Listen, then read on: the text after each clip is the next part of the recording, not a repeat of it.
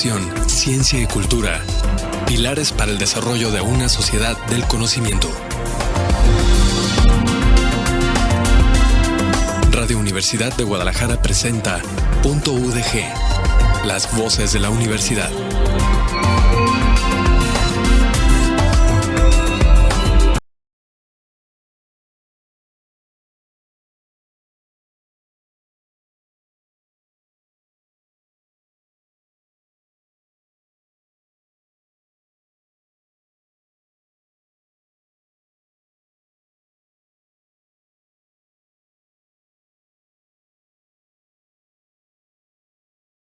Punto UDG, las voces de la universidad. Al frente del micrófono les saluda con mucho gusto Silvestre Anil, haciéndoles la invitación para que se queden con nosotros en este espacio informativo y desde luego, como cada tarde, la invitación para que se comuniquen a esta emisora universitaria. Pueden hacerlo a través de las líneas telefónicas 317-382-5031 y 317-382-6532. Si lo prefieren, escríbanos al WhatsApp 317-121-2325. Y los invito también a que nos sigan en nuestras redes sociales, nuestra dirección de Instagram y Twitter, @Radio UDG Autlán, nuestra página de Facebook, Radio Universidad Autlán 102.3 FM. Agradezco el apoyo de Andrea Díaz en la asistencia de producción, Fernando García en operación técnica y Elia Macías Vargas en la subdirección regional. Damos inicio al programa de esta tarde presentándoles la sección Entrevista. Punto UDG es Entrevista. Nos da mucho gusto que nos acompañen hoy aquí en la cabina de Radio UDG Autlán la doctora Blanca Lorena Figueroa Rangel. Doctora, muy buenas tardes, bienvenida. Hola, buenas tardes, Silvestre. Es un gusto estar de nuevo aquí con ustedes. Muchas gracias. Y también nos acompaña el doctor Miguel Olvera Vargas. Muy buenas tardes, bienvenido. Hola, buenas tardes. Muchas gracias también por tenernos aquí. Gracias por acompañarnos para hablar de un tema muy interesante, comentarle a nuestra audiencia que los doctores son profesores investigadores y recientemente se ha publicado un libro sobre establecimientos de sitios permanentes para el muestreo de ecosistemas forestales. Nos gustaría conocer más sobre esta publicación y sobre el trabajo realizado para llegar a la publicación. Sí, muchas gracias. Bueno, vamos una pequeña nota aclaratoria. El libro está en proceso de publicación. Estamos únicamente a la espera del ISBN, que es el registro particular de este libro. Y con relación a tu pregunta, comenzaré diciendo que es producto de un trabajo de una metodología más bien de trabajo que hemos venido realizando durante los últimos ya 34 años. Y bueno, surge por de cierta ambigüedad que teníamos al momento de realizar la investigación en campo, ¿no? Desde aspectos muy simples de, por ejemplo, cómo medir un árbol, hasta criterios un poco más cualitativos que son más difíciles de ponernos de acuerdo, ¿no? Pues la primera parte obviamente involucra una cinta diamétrica con números, por eso la parte esa cuantitativa o de medidas precisas, y la segunda que acabo de mencionar es pues ya más bien es criterio de la persona que está ejecutando la medida, ¿no? Y de ahí surge básicamente de esa ambigüedad que teníamos, esa diferencia en opiniones en algunos aspectos cuando iniciamos esto. Para quienes no, o el público que no es especialista quizá en este campo de conocimiento, algunos puntos a tener en cuenta para comprender un poco más esta investigación y la importancia y aplicaciones que tiene. Muy bien.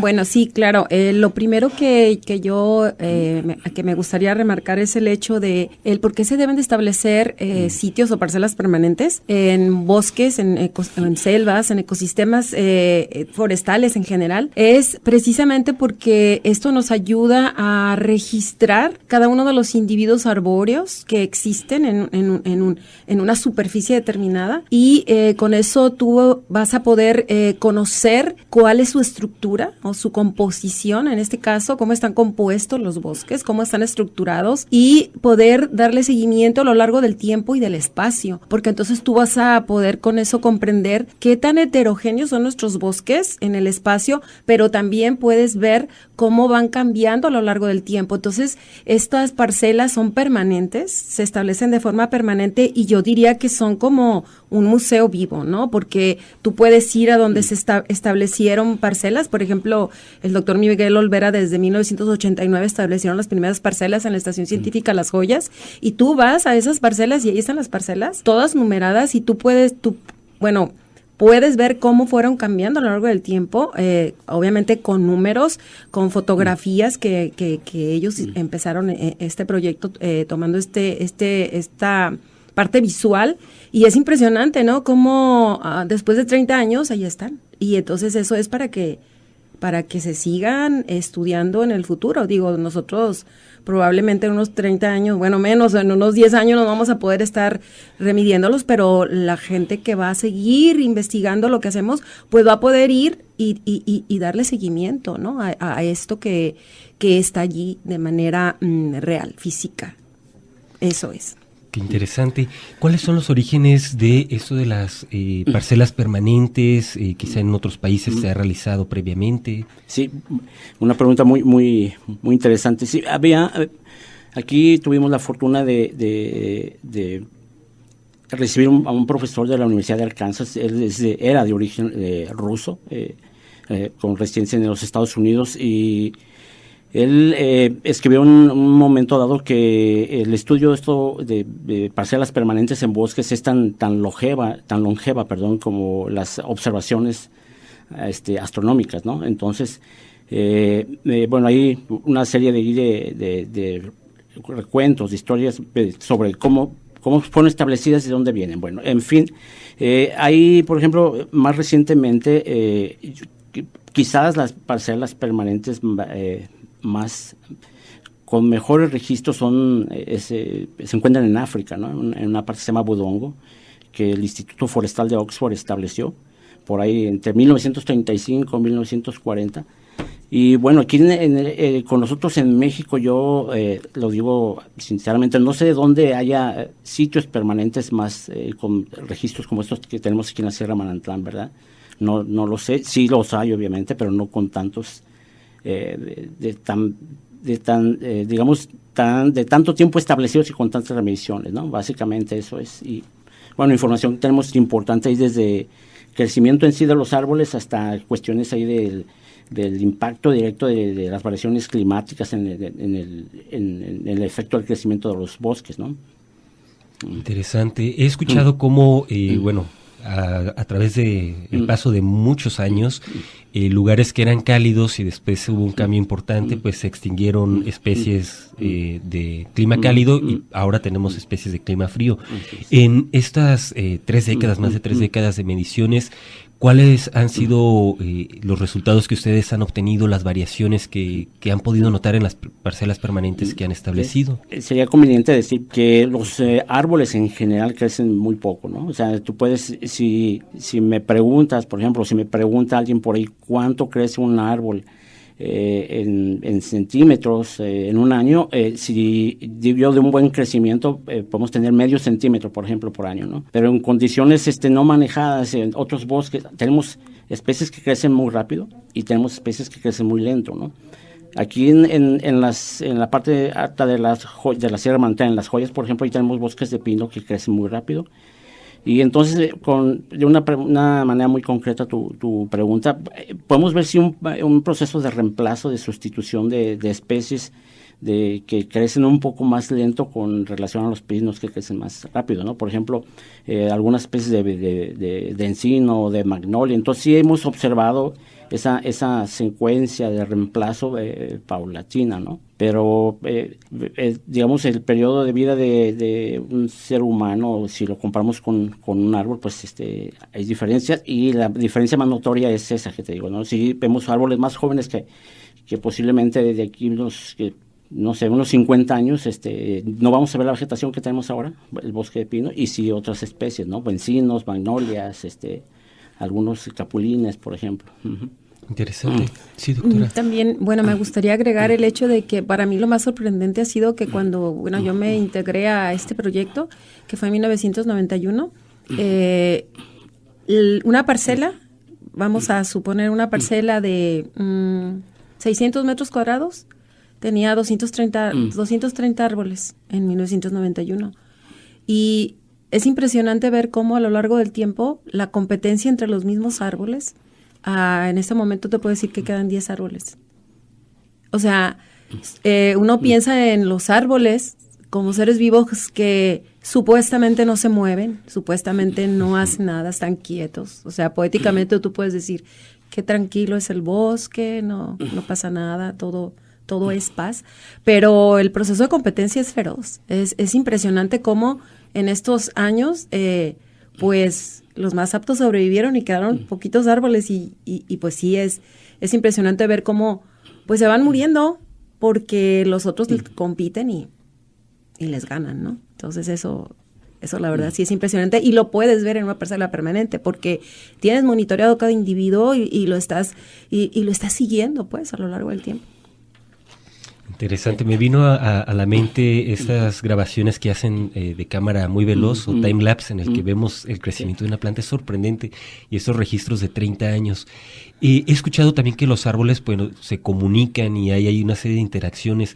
En esos casos particulares que han encontrado ustedes sobre ellos, lo que pasa quizá debajo de la tierra y demás. Sí, utilizaste una palabra muy, digamos, entre comillas, técnica, ¿no? Técnica porque efectivamente nosotros sí evaluamos interacciones, pero lo que podría, digamos, entender una persona ajena a nuestro quehacer, esa interacción es básicamente de competencia, ¿no? Lo que acaba de decir la doctora. Entonces, efectivamente sí hemos visto esa interacción de aquellas especies, por ejemplo, que necesitan poca luz para realizar estos procesos fotosintéticos y crecer, pues van ganándole la competencia, esa interacción aquí a la vegetación que tenemos actualmente, ¿no? Entonces hay un proceso de interacción y de efecto negativo, podría decirlo de alguna manera, de muerte de árboles por competencia, ¿no? De estos que son más aptos para vivir en condiciones de escasa luz.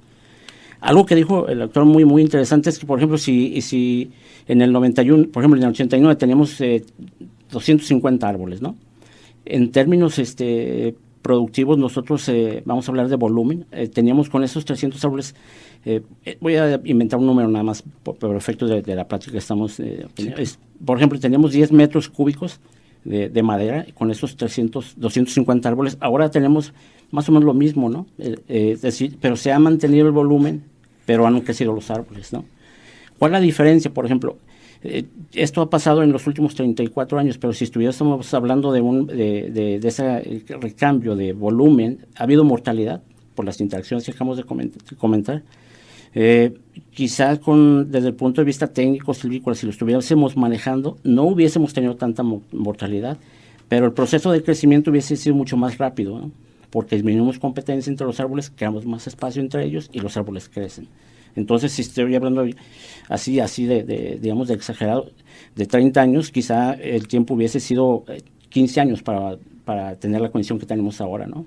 Entonces, por eso es importante, por ejemplo, este tipo de cosas, ¿no? Porque nos permiten saber cuánto crecen, cómo están creciendo, quién compite más, dejar sobre todo registros, ¿no? De información para las personas que pudiesen continuar con la observación que estamos realizando ahí, ¿no? Esa es la parte interesante.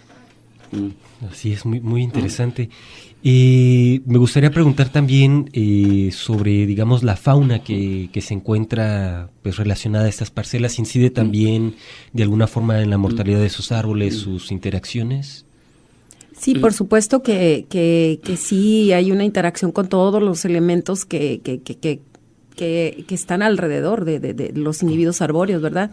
Solo que en este caso nosotros, al ser especialistas en vegetación, no estamos nosotros estudiando la fauna per se, pero hay un dato que nosotros recomendamos más de algún dato relacionado con fauna.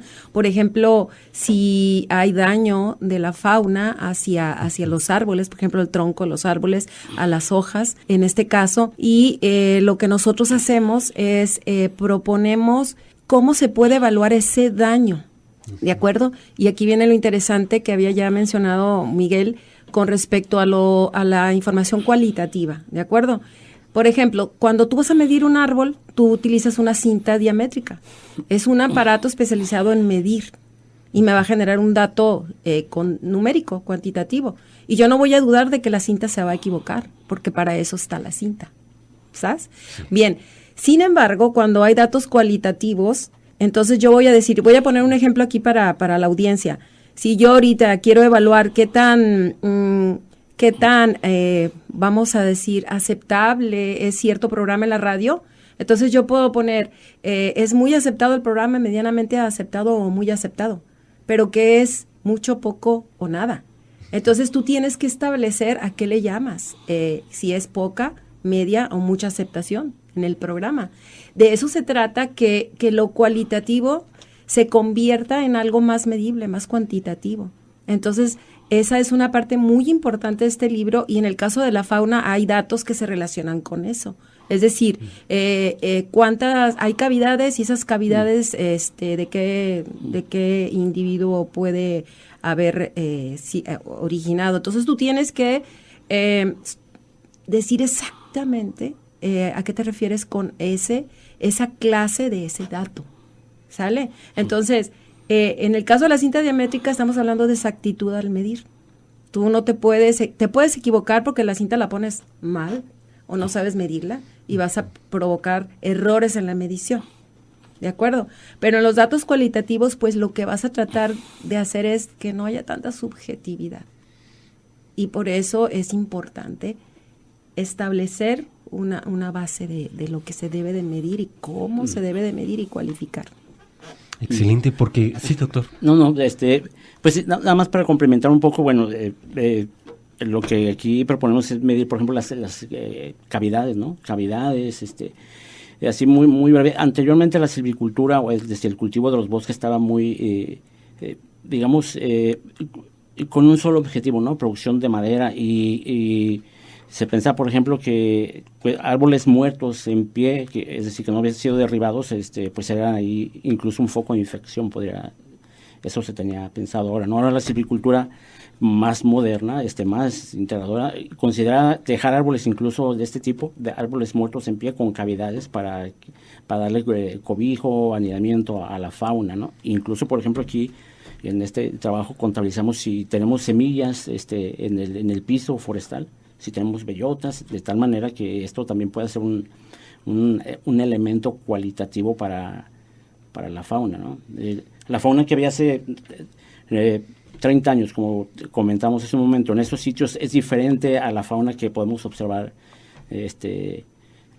hoy en día, ¿no? Los que se dedican a esta actividad de estudio de la fauna aquí en nuestro departamento podrían darnos la razón por qué, por ejemplo, ahorita podemos ver venado cola blanca ahí, lo hemos visto, antes no lo veíamos, ¿no? Entonces, los árboles estaban tan pequeñitos y tan densos unos de otros que no permitía, por ejemplo, transitar este tipo de animales, ¿no? El jabalí, por ejemplo, también que hemos visto por ahí. Entonces, antes no había esa condición de hábitat y de estructura para la fauna de ese tipo, ¿no?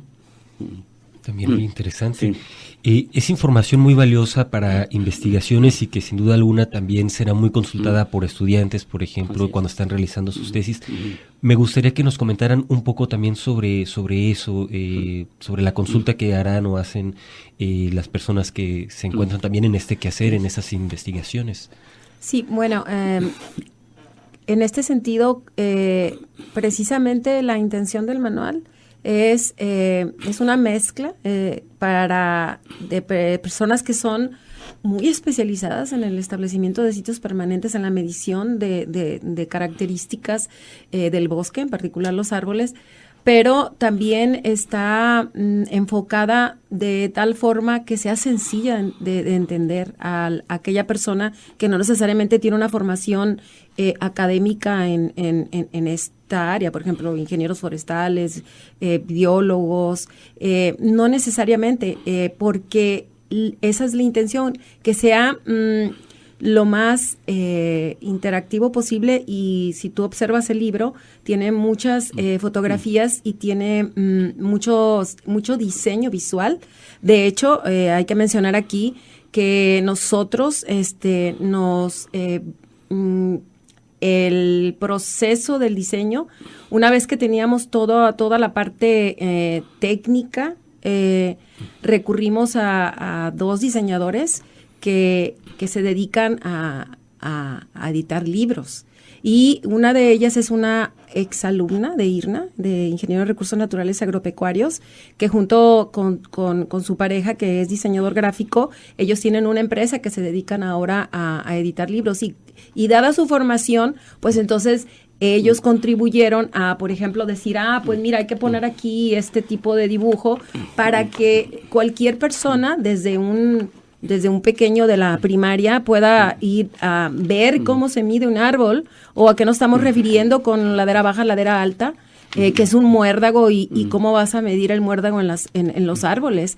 Eso es lo interesante, ¿no? De este manual, que sea algo sencillo de poder seguir, ¿no? Entonces, sí, esa es la intención, que vaya dirigido a una consultoría, pero también a un estudiante de posgrado. Vamos. Excelente. Y sí, las ilustraciones que hemos podido ver son muy interesantes, ¿no? Vi estas de los árboles y las diferentes alturas en las que se encuentran. Sí, pues es la idea, ¿no? Perdón. Sí, quería mencionar, no quiero dejarlo pasar. Estas personas son Luz Nava y a Antonello Reverté, los que nos ayudaron al diseño del libro, ¿de acuerdo? Entonces, ellos son junto con nosotros que se hizo posible este formato de que no sea un libro así como, voy a tener que ir a ver el manual y puro solo texto y me van a hablar ahí de que es codominante o dominante. Pues, ¿qué es eso? No, ahí viene explicado con figuras y te va a ayudar a entender pues todo este proceso que llevan los bosques y cómo se van estructurando mediante esta cualificación y cuantificación. O sea, estás dándole un valor a todo lo que es cada uno de estos sitios. Así es. ¿Sí, doctor? No, pues nada más esa parte que acaban de comentar, quién está dirigido, ¿no? Desde una persona muy, muy técnica, hasta un técnico que se dedique a consultoría, alumnos de posgrado, de pregrado, y que pues la idea fue esa, ¿no? Tratar de hacerlo un lenguaje un tanto universal para que haya ese entendimiento, ¿no? Y pues enfatizar para las personas ajenas a nuestro quehacer, el hecho de medir un árbol tiene ahí su quehacer, es decir, su manera de realizarlo, y es lo que pretendemos aquí, ¿no? No es únicamente el hecho de que los árboles crezcan muy, muy poco, entonces si tiene implicaciones importantes cómo colocamos la cinta, por ejemplo, la cinta métrica, con qué lo hacemos, de qué lado la ponemos, ¿no? Tan simple si por ahí en algunas ocasiones a mis alumnos, cuando estamos en el campo, les digo, a ver, dígame cuál es la parte detrás de un árbol, ¿no? Entonces, pues se quedan pensando y pues eso es importante por dónde debemos de colocar la cinta, ¿no? Entonces sí tiene un lado, aunque esté circular, ¿no? Parece medio paradójico, ¿no? Como aquí recomendamos una forma de establecer parcelas permanentes o sitios permanentes en bosques que son circulares, y la razón es que es isotrópica. Entonces lo mismo aplica para los árboles. ¿Cuál es la parte de atrás del árbol? En cierto sentido no lo hay, pero sí hay un sitio donde colocar la cinta, es lo que mencionamos acá, ¿no? Qué interesante. Ese lenguaje universal, como lo han comentado, y el público tan diverso que se puede acercar a esta obra y que la puede consultar. A ese respecto, me gustaría preguntar si hay información dónde la podríamos consultar en un futuro, dónde podemos estar atentos para saber de la publicación. Sí. Pues sin duda a nuestro correo electrónico, al Departamento de Ecología y Recursos Naturales, aquí en el CUCSUR, sin duda nos pueden contactar, pueden saber cómo tenerlo, cómo se las podemos hacer llegar. Claro que sí, con mucho gusto. Excelente. Pero sí, también, doctora. la intención también es que pues en este mundo digital, este libro, el principal formato Queremos que sea digital y, bueno, no queremos, va a ser digital, aunque también va a haber algunos volúmenes que sí van a ser en físico, pero bueno, creemos que van a ser lo mínimo, a diferencia de hace 30 años, obviamente, porque sobre todo los jóvenes pues buscan más esta parte digital y obviamente la intención es sí hacerlo público en las plataformas y las redes aptas para ello. Pero lamentablemente el proceso para publicar un libro pues es un poco largo y pues ya estamos a fines de año cuando muchas cosas cierran, entonces el libro está en proceso de obtener su ISBN y bueno, esperemos que esté, yo no creo que va a estar este año obviamente, pero esperemos que a principios de año y claro que nosotros vamos a publicitarlo en los medios necesarios para que todo mundo que le interese puede tenerlo y lo pueda consultar y usar de la forma que quiera, físico o digital. Excelente, pues me ha dado mucho gusto que nos acompañaran aquí en la entrevista para hablar de un tema tan interesante, el trabajo de más de 3 décadas y bueno, esta próxima publicación. ¿Algunos comentarios finales que ustedes gusten compartir con nuestra audiencia? Pues sí, mi comentario sería que ojalá tengan el interés de consultarlo, de revisarlo, con gusto lo haremos llegar y sobre todo pues que lo apliquen, ¿no? Que lo puedan aplicar en un comentario sí muy breve. Hay asociaciones internacionales que se dedican a establecer a estos estudios que se llaman estudios ecológicos a largo plazo, ¿no?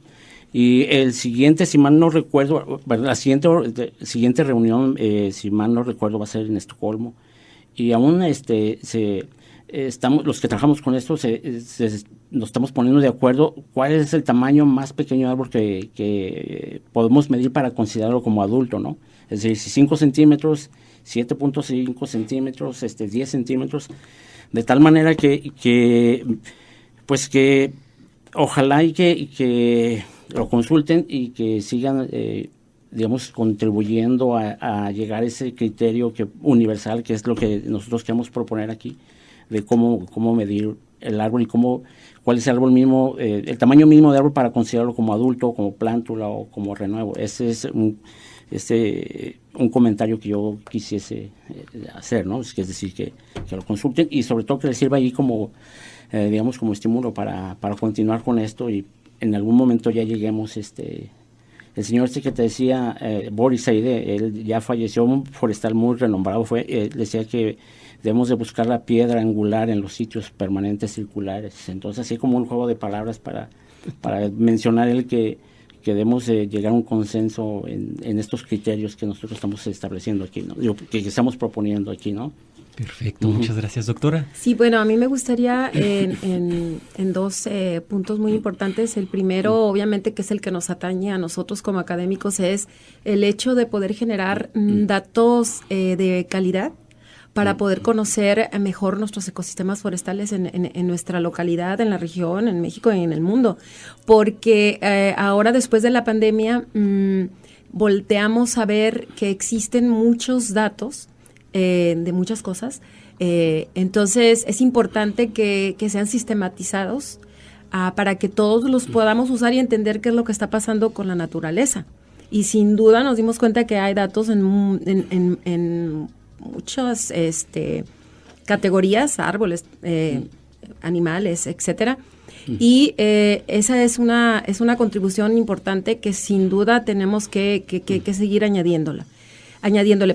El otro que creo también muy importante es pues valorar un árbol, ¿no? Porque un árbol llegó ahí pues ya les dijimos, a través de mucha esfuerzo y competencia, de años y años y años de poder prevalecer.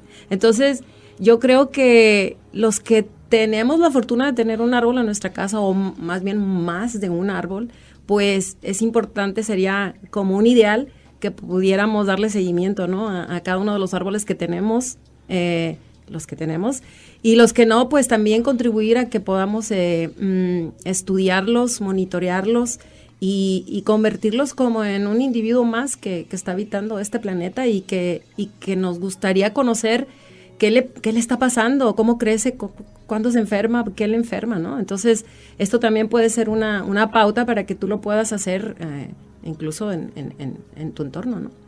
Excelente. El tiempo se nos ha acabado, debemos despedir el programa. Muchas gracias por acompañarnos, gracias. Doctora Figueroa, doctor Olvera. Muchas gracias. Y muchas gracias a nuestra audiencia, tanto en la FM como en la transmisión de Facebook Live. Por hoy nos despedimos, que tengan una excelente tarde y hasta la próxima. Muchas gracias. La radio como un vínculo entre la sociedad y la vida universitaria. Punto UDG. Le invitamos a escuchar nuestra próxima edición a través de Radio Universidad de Guadalajara.